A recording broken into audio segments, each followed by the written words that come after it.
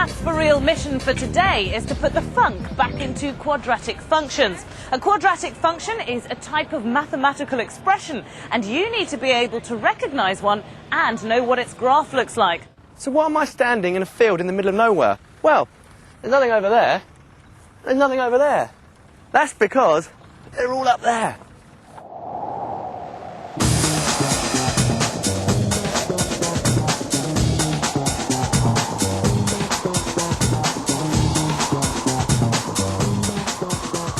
These aerial daredevils are competing in the first Speed Skydiving World Cup.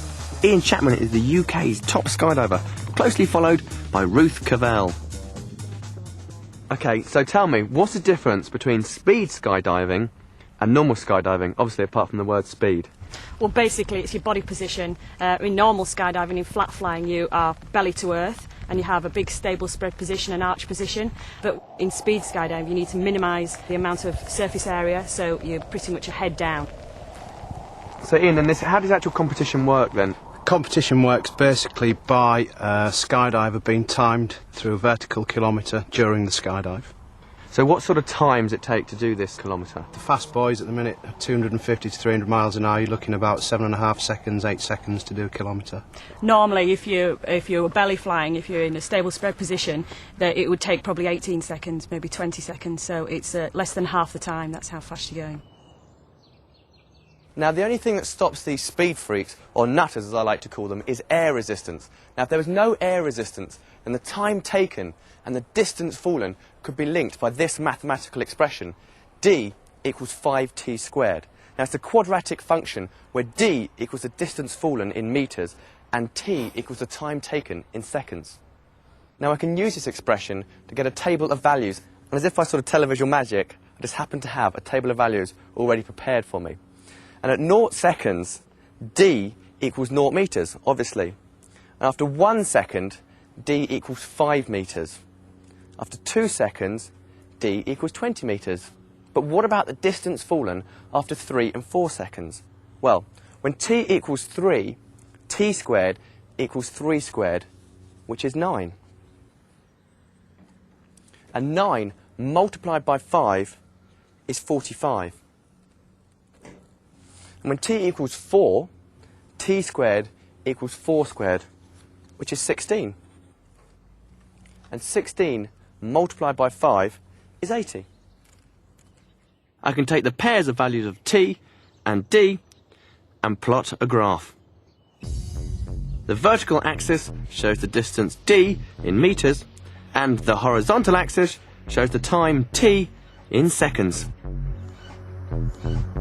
Next, plot those points.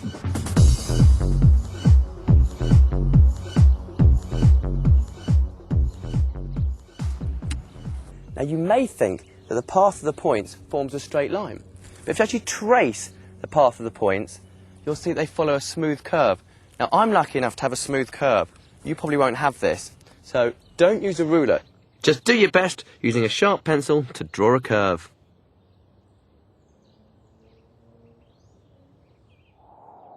Theoretically, if a speed skydiver really could fall with no air resistance, they'd take just 5.29 seconds to cover that vertical kilometre. A kilometre in 5.29 seconds? Hey, that's not maths for real. That's madness for real. Here's the graph that Jamie's just plotted for the quadratic function d equals 5t squared. In exams, you're more likely to see this type of graph and expression in terms of x and y. Replace d with y and t with x,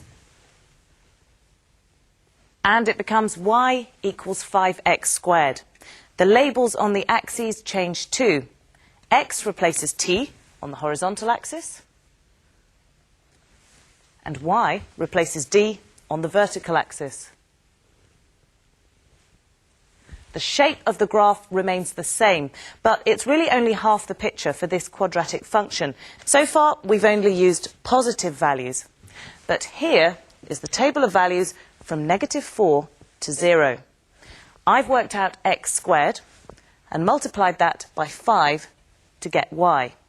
The important thing to remember here is that any negative number squared always gives a positive number.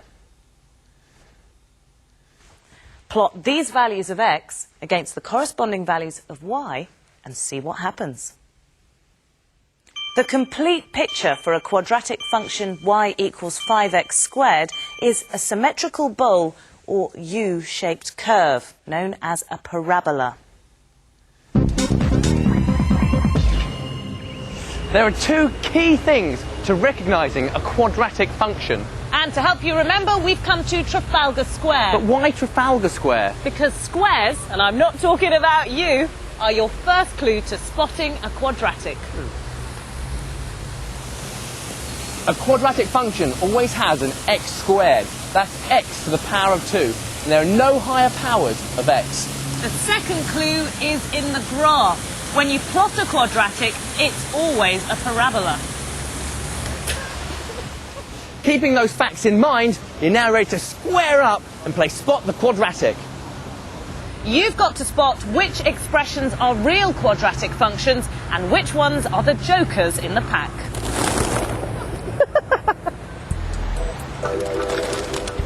Y equals 3x minus 4. No x squared, and looking at the graph, not a curve in sight. That's not a quadratic. Y equals x cubed plus 3x squared minus 4x. The highest power of x is 3, not 2. It's not a parabola, not a quadratic.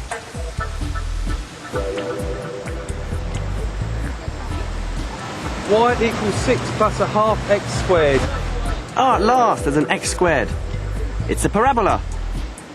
Definitely a quadratic.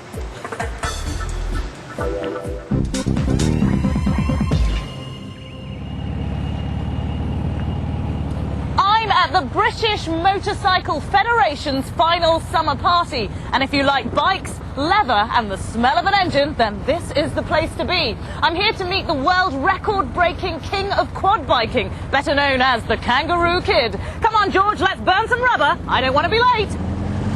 Known to his mum as Matt Coulter, the Kangaroo Kid holds the quad bike world records for land speed and for jumping over the most vehicles. This professional stuntman will jump over just about anything that's put in his path.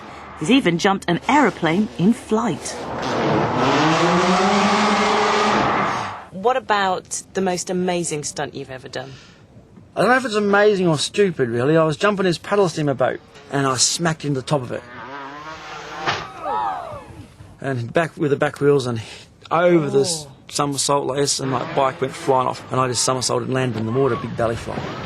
So what can you do to make sure that the jump is safe? We need to make sure you've got enough run up to get up to the desired speed and to jump over whatever you're going to jump. And the angle of the ramp is most important as well. Yes, son of a... For each amazing stunt, the height, that's how high Matt could go, and the distance, how far he could travel, are actually linked by a quadratic function that looks like this. H is the height in meters above the ramp, and D is the distance that he travels. In each case, the quadratic function depends on the angle of takeoff and how fast he's going. So if the ramp was at 25 degrees and Matt was going at a speed of 56 miles per hour, the quadratic function would look like this. H equals 0.5d minus 0.01d squared. So Matt, if those were the conditions, how high do you think you'd go and how far do you think you'd jump? Around about 6 metres high and 35 to 40 metres in distance. To check if Matt is right, I need to draw a graph of the quadratic function h equals 0.5d minus 0.01d squared. And here it is. On the vertical axis, I've got h, which is the height in meters above the ramp, and on the horizontal axis, I've got d, which is the distance of the jump, again in meters. Because it's the graph of a quadratic function, I'm expecting a parabola. Now, it's an upside-down parabola, and that's because there's a negative sign here in front of the squared term. So, what does the graph tell us about Matt and his quad jumping? Well, this point here is the maximum value of h. That's the maximum height that he could reach during this particular jump. Reading across to the vertical axis, that's at 6.25 metres. Matt guessed 6 metres, so pretty good there. The second interesting point is down here, the jump distance. It's 50 metres. Matt guessed that he could jump 40 metres, so he seems to be pretty clued up about his quad biking. This is probably the closest I'm ever going to get to doing a quad bike stunt jump. See if you can do better in this week's Tick or Trash.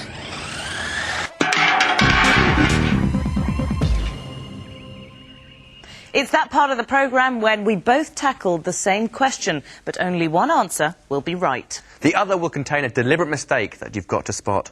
So watch carefully to decide if you're going to tick it or trash it. On the grid, draw the graph of y equals 2x plus x squared. Use values of x from -4 to 2. Pens on your marks, set, go! On the grid, draw the graph of y equals 2x plus x squared. Use values of x from -4 to 2. First, I completed the table of values to work out the points for the graph. The points I plotted were -4, 8, -3, 3, -2, 0, -1, -1, 0, 0, 1, 3, and finally 2, 8, which gave me this curve-shaped graph like this. Here's my table of values. The points to plot are -4, -24, -3, -15, -2, -8, -1, -3, 0, 0, 1, 3, and finally 2, 8. And when I plotted the points that fitted on this grid, this is the graph I ended up with. So who's working out slick enough to get the tick and who's going to crash out with the trash? Did you spot the mistake? Is Jamie's graph the one you would expect for y equals 2x plus x squared? Or should the graph of a quadratic function look like the one Katie's drawn?